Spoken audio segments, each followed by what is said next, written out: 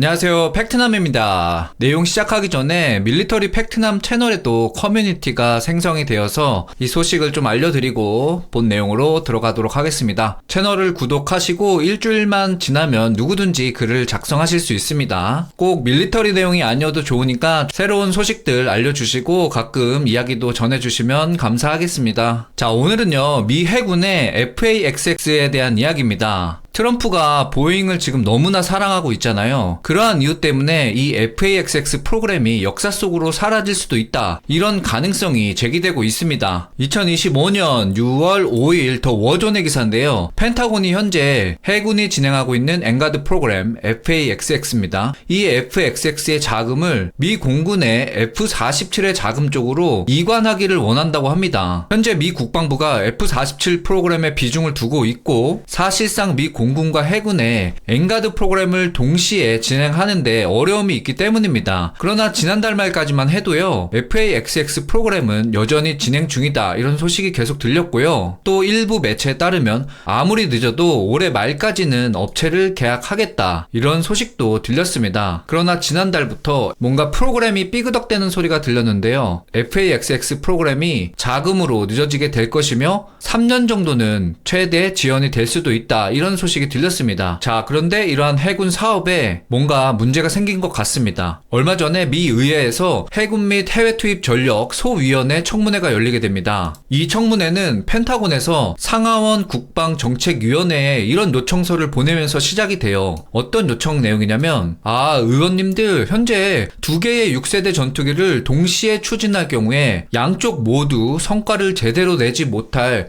우려가 제기되고 있습니다. 그렇기 때문에 기체 개발 사업의 일정 지연과 비용 증가를 고려한다면 공군의 F-47 개발에 집중을 해야 합니다. 그러니까 FAXX는 기술 성숙과 개발 시간을 충분히 가져가고 나중에 F-47이 진행이 되고 FXX는 이걸 보고 순차적으로 개발하면 될 것 같아요, 라고 이렇게 이야기를 합니다. 그래서 요청 배경에 대해서 좀 더 자세히 이 내용을 뜯어보니까, 물론 시간과 돈을 고려해서 선택과 집중을 해야 될 필요가 있었겠지만 이런 내용이 내포에 있었습니다. 어떤 내용이냐면, 보잉이 F-47에 이어서 FAXX까지 수주할 경우에 부담이 커질 수 있다. F-47이 보잉으로 선정될 당시에 트럼프 행정부의 의도로 인해서 이런 스토리가 펼쳐지지 않을까 예상하시는 분들이 상당히 많았거든요. 근데 점점 그 예상이 맞아 떨어져 가고 있습니다. 잠시 그 해군 사업과 관련된 업체 현황을 보면요, 현재 남아있는 업체는 보잉과 노스럽입니다. 로키드는 해군 사업에서 아예 제외가 됐어요. 이 소식은 제가 전에 들었었고요. 그리고 보잉은 현재 F-47 공군 엔가드 사업을 수주를 했고요. 노스럽 그루머는 B-21 스텔스 폭격기에 지금 사업에 포커스를 하고 있습니다. 그렇기 때문에 해군 사업에서는 저는 노스럽 그루머를 응원을 했지만 뭔가 국방부의 분위기는 보잉 쪽으로 흘러가는 듯한 느낌을 주고 있는 겁니다, 지금. 진짜 웃기는 사실이 뭐냐면, 미 국방부가요, FAXX 사업에 5억 달러, 이게 하나로 한 7천억 원 되거든요. 이걸요, F-47 프로그램 쪽으로 이전을 해달라고 요청을 합니다. 과거에도 뭔가 돈이 움직이는 이런 내용이 나왔지만 구체적으로 확인된 사실은 이번이 처음이라고 합니다. 그래서 미 국방부, 트럼프의 행정부와 그리고 미 의회의 갈등이 시작이 됩니다. 즉, 국방장관 피트 헥섹스와 하원 군사위원회에서 계속 충돌이 일어나는 발언들이 이어지고 있습니다. F-47이 트럼프의 전폭적인 지지를 받는 사업으로 비춰지니까 하원 군사위원회에서 이렇게 반응을 합니다. 아니, 아저씨들